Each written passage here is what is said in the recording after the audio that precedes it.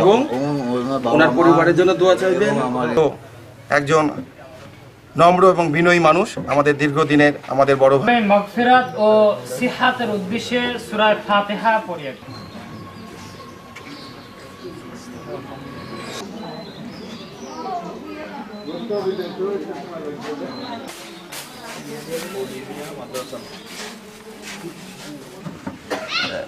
এবং যারা আজকে এই কমল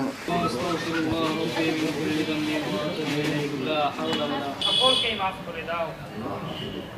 আয় আল্লাহ রহমান রহিম, জিয়াউর রহমান এবং তার ছোট ছেলে জীবিত রয়েছে মাওলা, তাদের নেক হায়াত দান করো। আম্মা ইয়াসিফুন ওয়া সালামুন আলাল মুরসালিন ওয়ালহামদুলিল্লাহি রাব্বিল আলামিন। ভাই শুধু চেয়ারগুলো হঠাৎ সব চেয়ারগুলো সরাতে